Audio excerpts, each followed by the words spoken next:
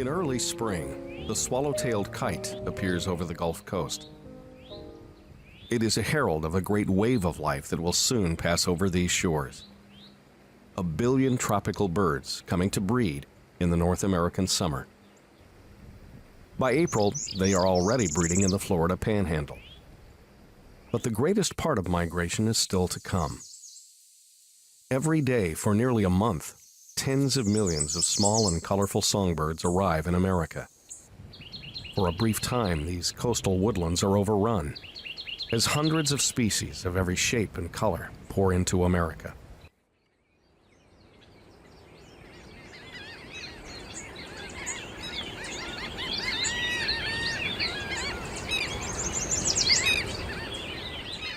Hi, I'm Jim Stevenson, and I'm an ornithologist on Galveston Island, Texas. I'm in my yard, which is a wonderful place for bird migration. In spring and fall, we get loads of all kinds of birds coming through. And today we're going to talk a little bit about bird migration. As the sun appears to rise in the spring in the northern hemisphere, it creates a larger food chain. There's more light for photosynthesis, and that photosynthesis is, of course, the bottom of our food chain.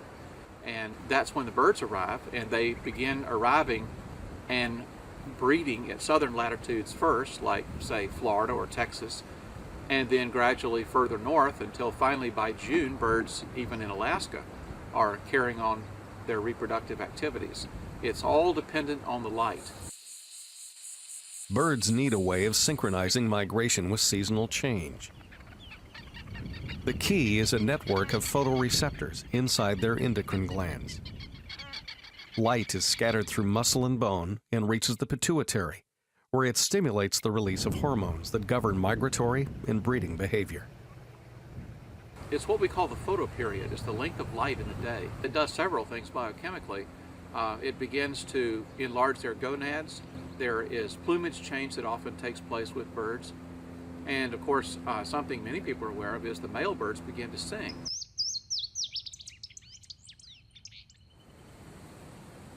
Migratory birds increase the time spent foraging for food.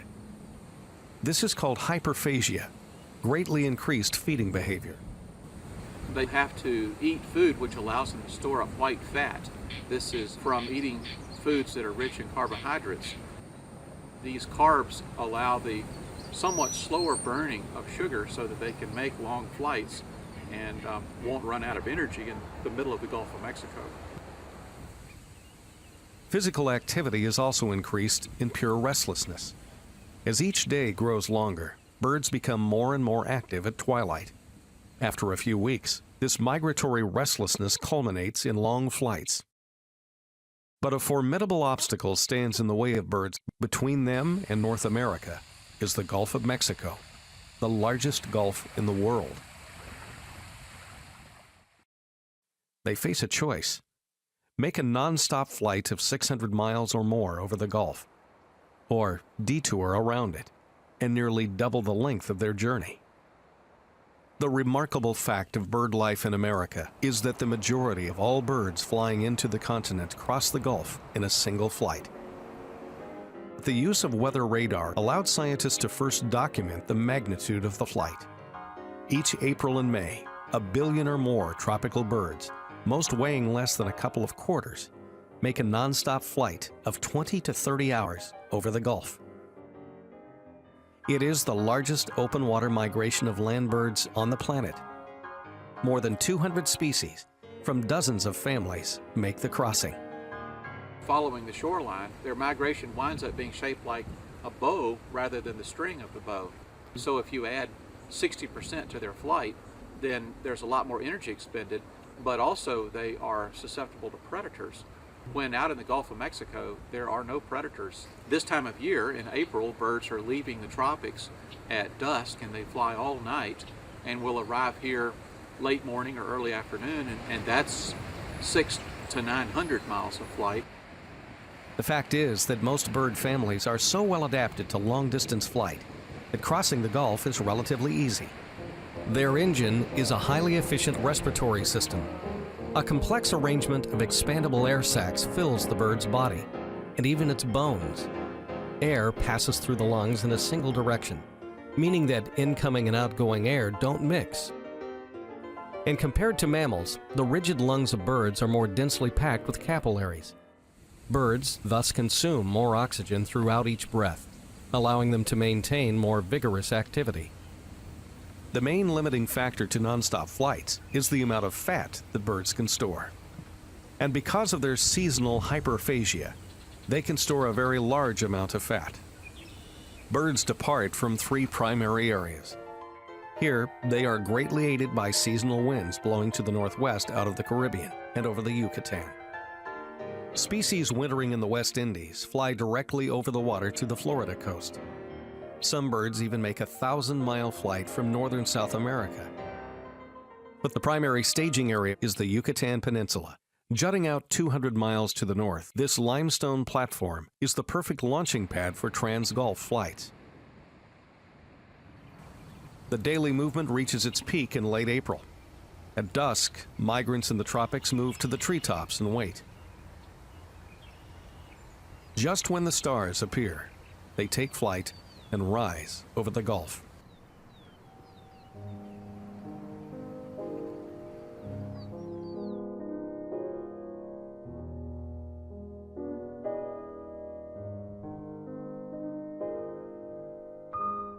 Flying around 30 miles per hour in the cool darkness, they will make the crossing in 16 to 20 hours, arriving at the northern Gulf Coast in late morning or early afternoon.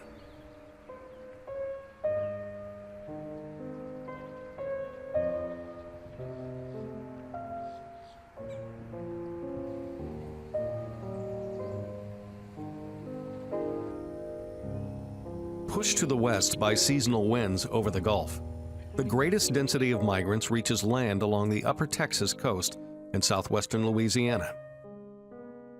The land here is naturally flat and open, a complex of barrier islands, marshes, and grassland. It's poor habitat for woodland birds. But the 600-mile crossing is so easy for most of them that they will fly for another hour or more, dispersing only when they cross the southern border of the deciduous forest.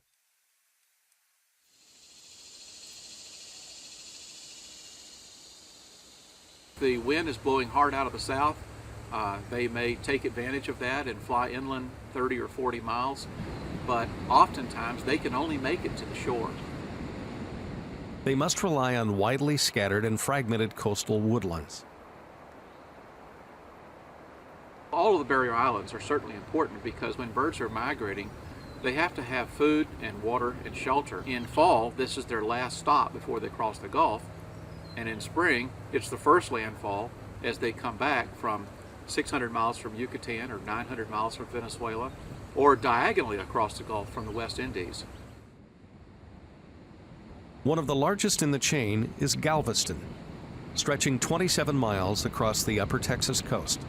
This barrier island is at the epicenter of trans-Gulf migration.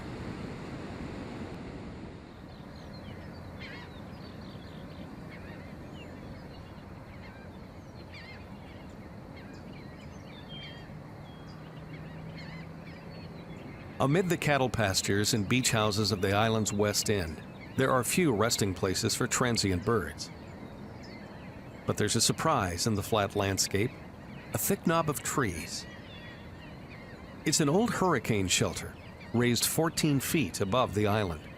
Ranchers used to herd cattle on top to escape the storm surge. Now, it's an overgrown hammock. It's in small woodlands like this that one can experience the wonder of the Gulf crossing. For a few days each spring, these trees come alive, filled for a moment with the colorful horde of passing birds. This early in the morning, the hammock is quiet.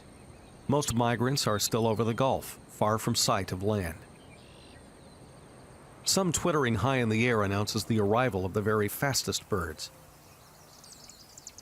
Chimney swifts slice through the air like guided missiles. Spending their life on the wing, they cross the Gulf with ease. Hummingbirds are close behind.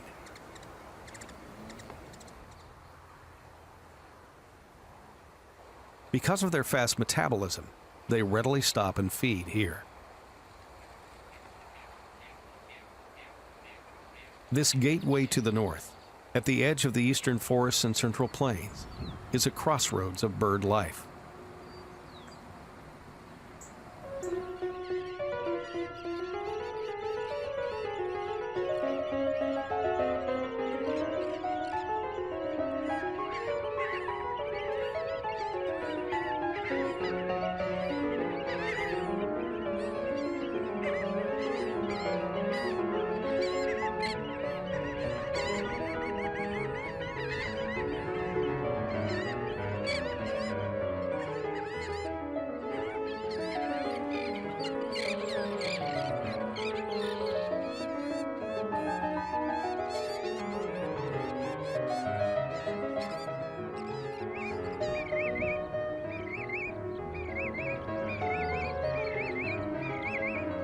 Sandpipers are champions of long-distance migration. Each year, they make prodigious flights across the hemisphere, often traveling thousands of miles non-stop.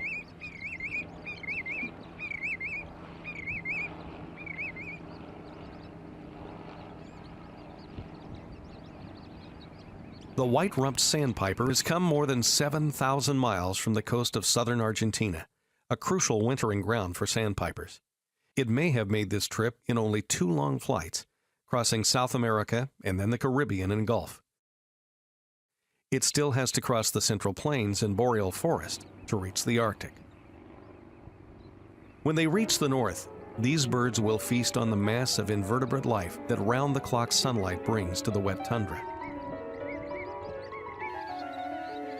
Plovers are another large group. They search for food not by touch, but by sight, finding prey with their big eyes.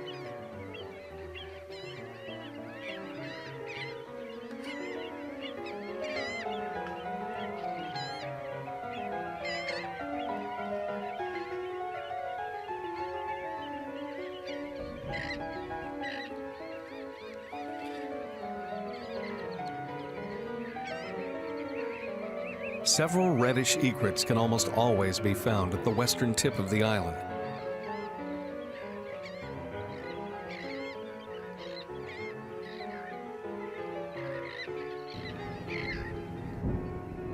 The scissor-tailed flycatcher is a specialty of the southern plains.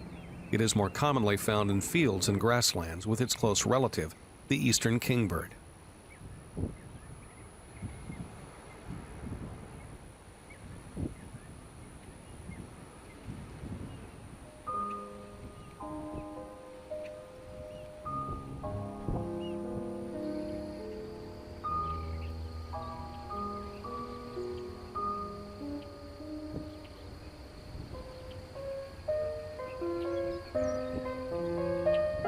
Finally, around noon, the waves of trans-Gulf migrants begin to appear. Songbirds flying thousands of feet up are practically invisible. It is only when they descend to Earth that we can see migration is happening. They land by diving out of the sky, falling directly to Earth.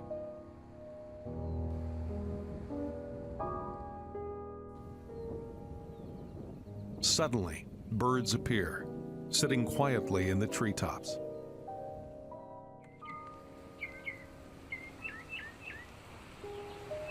First are the stronger flyers, like grosbeaks and thrushes.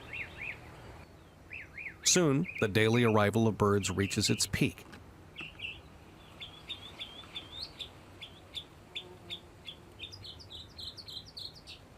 We have many trans-Gulf migrants. Many of our warblers, some flycatchers, thrushes, tanagers, orioles, grosbeaks and buntings.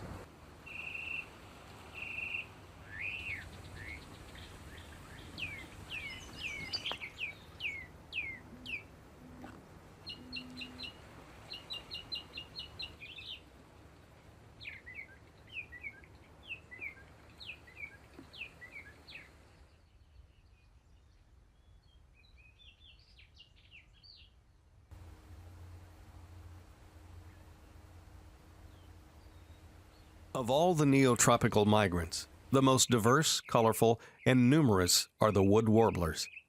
More than 30 species cross the Gulf each year.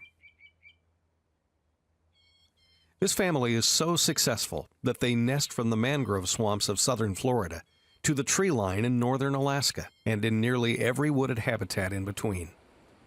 Warblers are perfectly adapted to exploit the burst of insect life in seasonal forests, some pacing the ground or scouring the bark, or flitting over the canopy. Because most insect life disappears in the fall, the tremendous success of these tiny birds depends on their ability to migrate long distances.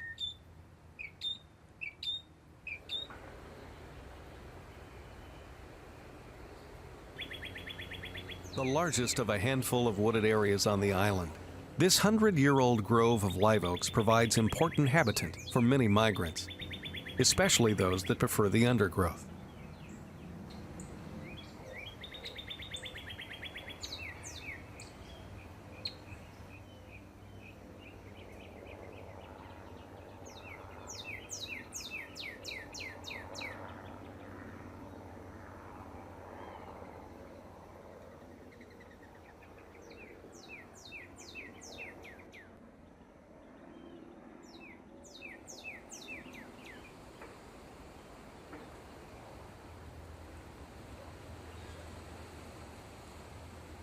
As the day ends, the woods are still, but the procession of birds continues.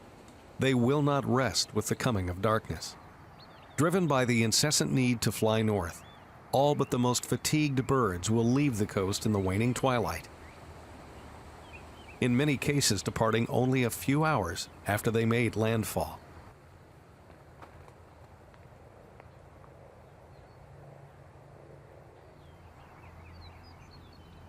Birds have a system of sensory adaptations that allow them to orient using natural phenomena. Just before they depart at dusk, they can sense the direction of polarized light from the setting sun. They can also orient to the stars of the night sky. And like many other kinds of animals, they can detect the shape of the Earth's magnetic field. About a half hour after sunset, birds take flight, draining out of the coastal woodlands in less than an hour. Overland flights by migrants are generally shorter than the Gulf crossing, between 100 and 200 miles. Tonight, however, the south winds are favorable, and birds may fly till dawn.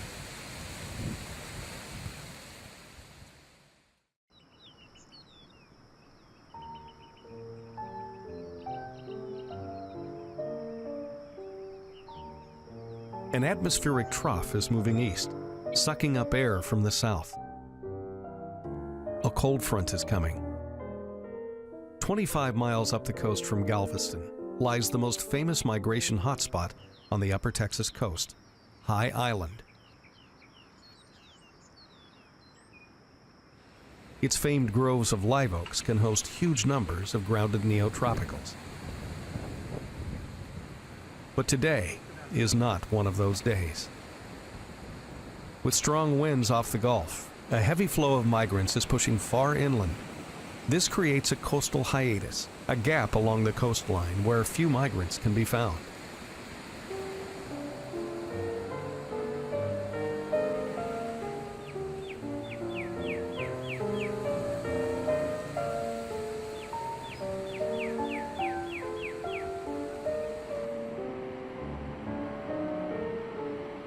When the cold front finally reaches the Gulf, the wind and rain at the frontal boundary create a unique phenomenon. Every bird that reaches land will immediately seek shelter in whatever habitat it can find. The interesting thing that happens, which is probably good for birders but not so good for birds, is when birds migrating north experience inclement weather. And this causes what we call groundings or fallouts, where thousands of birds will come out of the air, often along the coast, and will create quite a smorgasbord for birders. On days with north winds, when a cold front surprises them, they may not arrive until after dark, which means the flight could be more than 24 hours.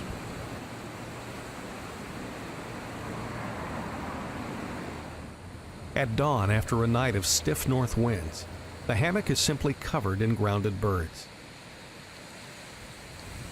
fallouts can bring together the majority of the neotropical species that cross the Gulf. Hundreds of birds may be crowded into tiny patches of woodland. These events provide a fleeting cross-section of the mighty river of birds passing high over the coast each day in spring.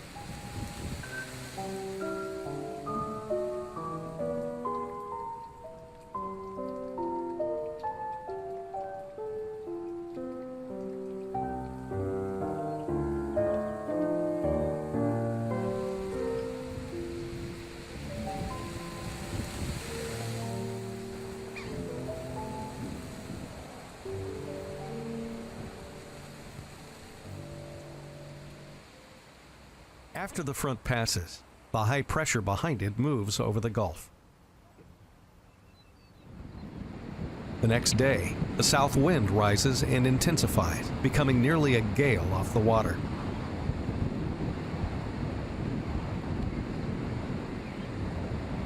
In late April, these atmospheric highs begin to stabilize over the western Atlantic.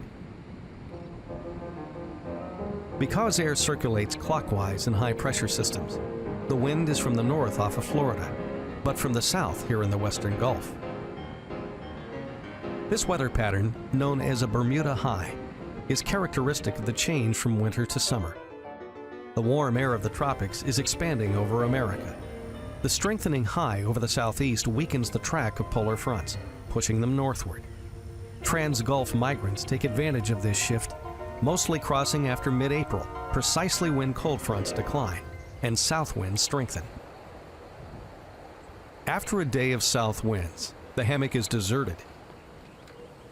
Only this bay-breasted warbler has stayed.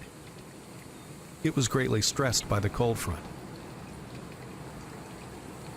When a bird's fat reserves are used up in flight, its metabolism will seek a fuel of last resource. It will consume its own muscles. This may give the bird just enough energy to reach shelter. This individual will have to recover some fat before moving north. As the south winds blow for hundreds of miles day after day, they push the water north as well, depositing mats of seaweed and other floating debris on Gulf beaches. Undoubtedly, even with south winds, a few birds drop, but with cold fronts, particularly accompanied by rain or strong north winds, they become quite an agent of natural selection, and the weaker birds may die out in almost inestimable numbers. There have certainly been cold fronts where a few days later we began finding the beaches littered with birds that had died and washed in. And that may well not be the majority of the birds that actually died. It really points out, number one, the value of bird migration to a species, and number two, the advantage of being a trans-Gulf migrant over a circum-Gulf migrant, because otherwise Why would they have evolved to risk such a thing?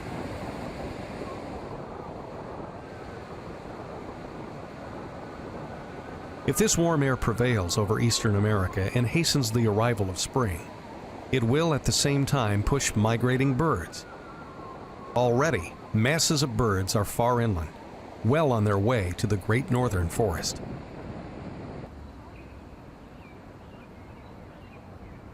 Just across the Charles River from Boston is another famous place for neotropicals. This patch of green in a large urban area can attract many spring migrants. The migration begins by mid-April with the arrival of 3 species of warbler. The pine warbler, befitting its name, is almost always found near pine trees. The palm warbler is usually found on the ground, bobbing its tail.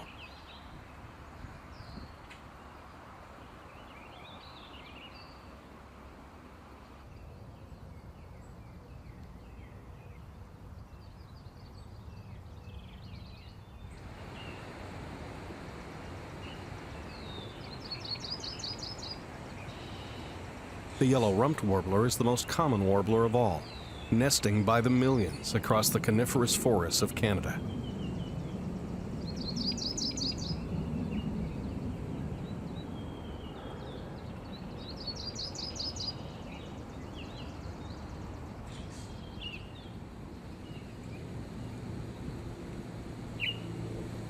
By the second week of May, the main body of neotropical migrants arrives, feasting on the new insect life in the budding oaks.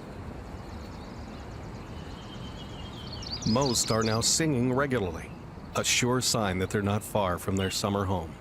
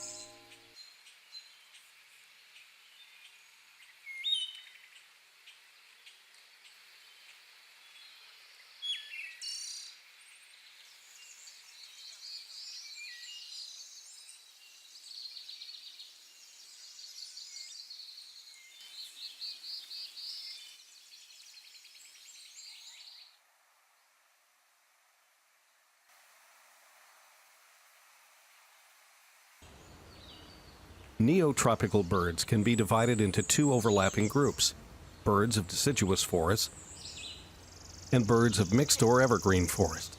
By early May, spring growth is peaking in deciduous woodlands, and right on cue, the local breeders appear. How exactly birds return to the same breeding location each year, having traveled thousands of miles away and back again, is still a mystery. One extraordinary theory is that birds are able to locate a specific home range by its smell, like salmon finding their ancestral watershed.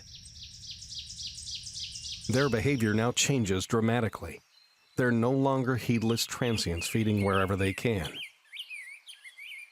Each species breeds in a specific habitat, and they can't be found anywhere else. The power line clearings of Sterling Forest attract a diverse group of neotropicals that prefer the edges of deciduous woodlands.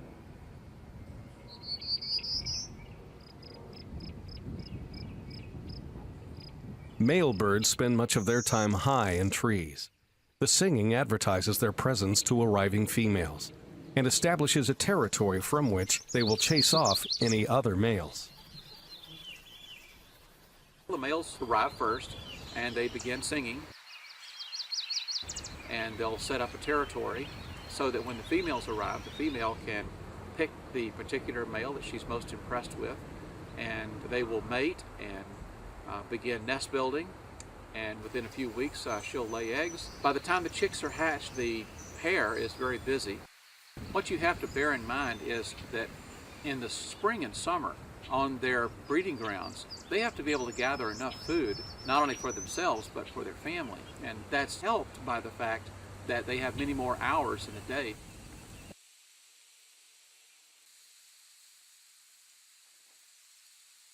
Although birds have been breeding for months, migration continues till the end of May.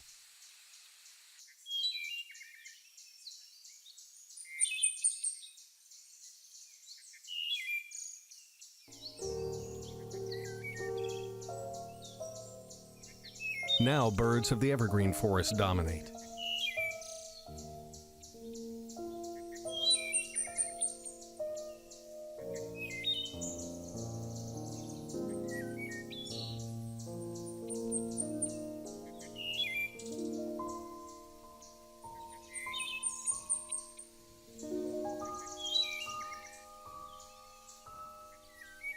By Memorial Day, the most common species is the black-poll warbler, one of the northernmost breeders.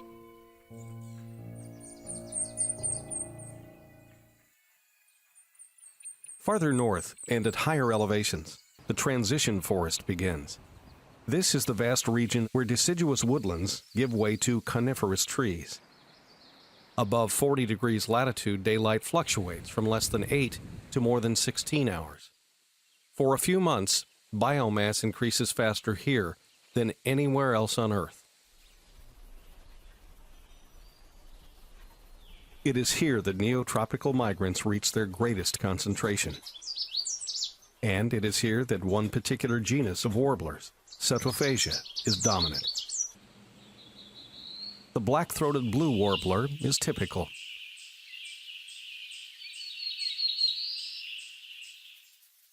Higher in the trees, you find the black-throated green warbler.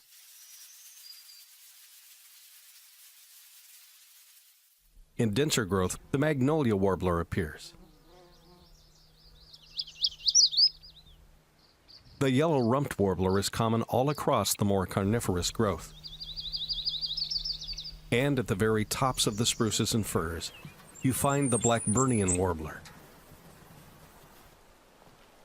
Above 3,000 feet in the mountains of the northeast, where spruce and fir dominate, the black-poll warbler nests. This is the boreal zone. To find the last of the Setophagia warblers, you have to go even deeper into the boreal forest. There, you can find the palm and the bay-breasted, and even the rare Cape May.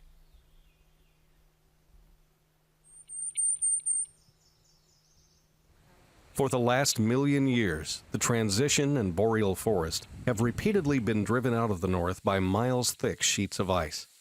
At the height of the last ice age, boreal forest types could be found in Alabama and Georgia. It was the melting of the ice sheets that created migration in its current form. With the warming of the earth, which began about 18,000 years ago, birds naturally began to spread out in spring. They would fly north a little bit, but then in fall, of course, they had to go back to the equator because it was just too cold for them. This adaptability allowed them to expand and contract their range across the tens of thousands of generations that take up each glacial cycle. It was also this adaptability that allowed warblers to rapidly diversify across the ice ages, a time when other species were being exterminated.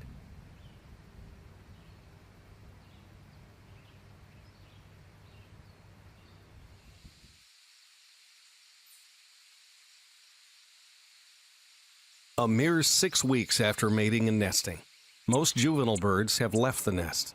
The breeding pair divides the brood and moves freely in search of prey, followed by the juvenile young. Young birds have roughly a month in which to learn to fend for themselves and grow out their immature plumage. A few weeks out of the nest and the parents withdraw to molt and then migrate south. The juveniles face the journey to the tropics, all on their own. Amazingly, the adults will leave and migrate south, and the young are left to migrate and fend for themselves. And I think one of the real miracles in all of biology is how a young bird, only maybe 2 months old, can make that flight to Central or South America without their parents. Their instincts will drive them in a precise pattern for thousands of miles over the earth. If they miss their way or fail to find adequate habitat, they will perish. Out of the slow days of late summer, the southward migration begins almost imperceptibly. By late July, shorebirds are already conspicuous migrants. Fall's southward movement is generated by the same hormonal process of the spring. The declining sun of late summer triggers the molting, fat accumulation, and restlessness that leads to migration. Occupying 40 miles of the Gulf Shore in North Florida, St. Mark's is formed by the merging of pine oak flatwoods with salt marshes and tidal pools. Its diverse geography attracts a wide variety of migratory birds. Without the pressure to breed, the southward movement is much more leisurely. Many are still reaching the Gulf Coast in October.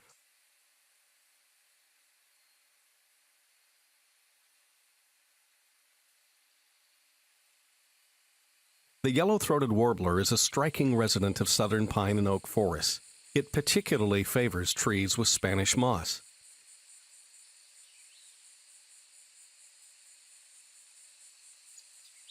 Somehow, birds recognize they are at the edge of the Gulf. If they are in poor condition, they are more likely to fly around the Gulf than over it. Some, like this prairie warbler, may linger on the coast for a week or more. The blue-winged teal is another early migrant. It arrives here months before most other ducks. Prevailing winds concentrate the fall migration in the east. Because birds normally avoid flying over the Atlantic, they pile up along the eastern seaboard, forming what is known as the Atlantic Flyway. Locations on the Atlantic coast of Florida can host prodigious numbers of fall migrants.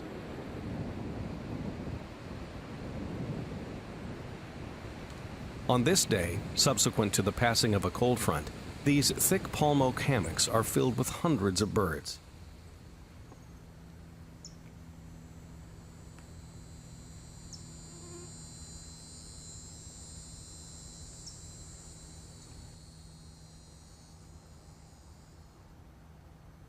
Many neotropicals lose their color in the late summer molt, making them harder to identify. This bay-breasted warbler hardly resembles the spring version.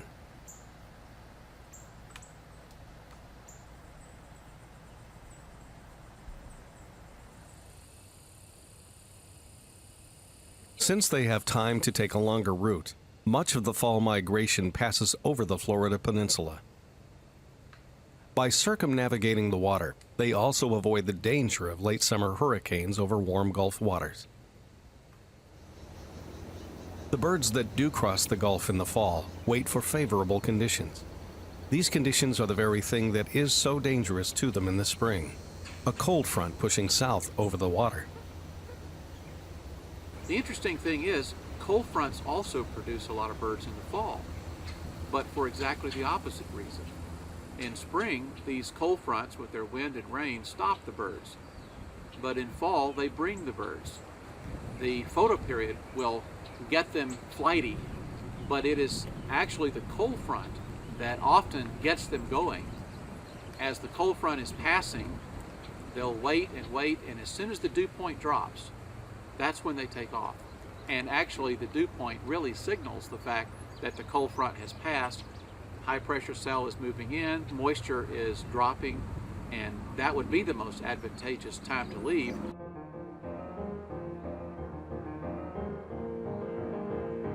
As the front moves south, birds all across the east take flight behind it.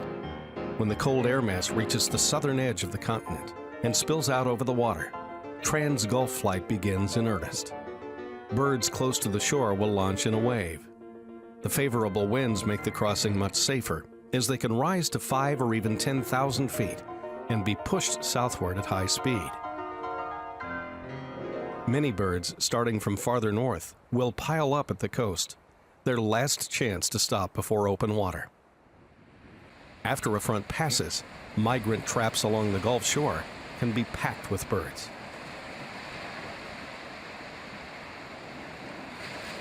St. George Island, like Galveston Island to the west, is a way station of the Gulf Passage. Behind the dunes is a small forest of pine oak scrub. It is here that, on certain special days, one can see the wave of migrants brought to the coast by fall cold fronts.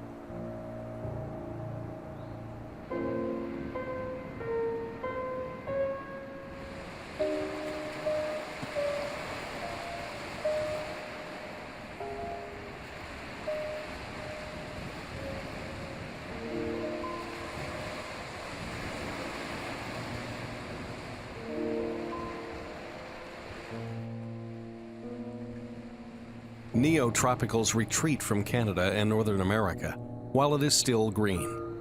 These insectivorous birds cannot survive the loss of deciduous foliage. By the time the leaves begin to fall in October, nearly all are far to the south. But there are a few exceptions. Blackpoll warblers gather in the northeast in the fall.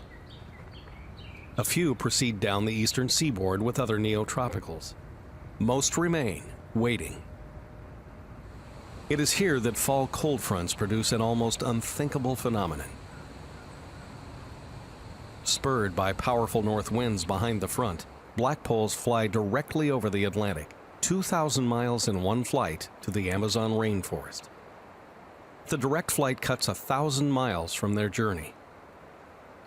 This astonishing nonstop flight over the Atlantic Ocean may last 3 or 4 days. Late in October, the last neotropical migrants reach the Gulf Coast. St. George Island is overrun with yellow-rumped and palm warblers. Their appearance signals the end of trans-Gulf migration. Ducks, sparrows, hawks, and others will continue to reach the coast, but they will remain in the south. For 6 months of every year, the neotropical species live beyond the Gulf, in the forests of Latin America. There, they will await the return of the sun and the renewal of an ancient cycle that spans the hemisphere.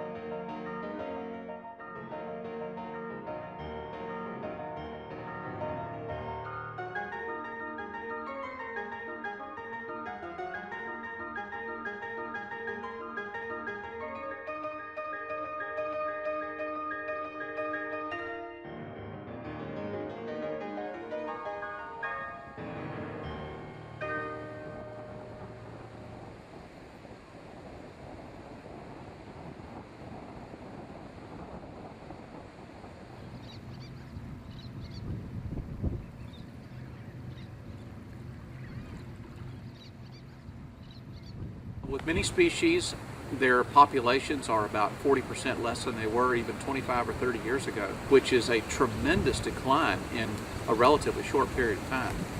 When we continually cut down forests along the coast to build condominiums or whatever, then we are taking away habitat for these birds. And if too many birds crowd into a habitat, there are not the resources. And so with deforestation of the tropics, as well as degradation of coastal habitats, and all the forest fragmentation which has taken place on their breeding grounds, birds are really being decimated in all parts of their lives. And that's why we've lost probably 40% of our songbirds.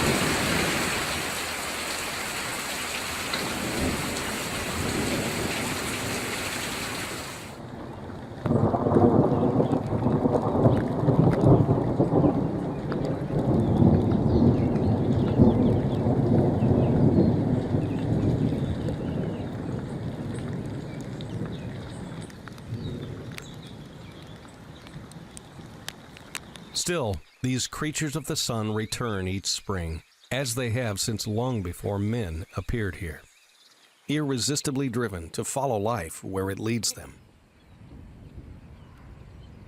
They fly into a dark future, but for now, on a special day in late April, one can still experience the miracle of a spring fallout.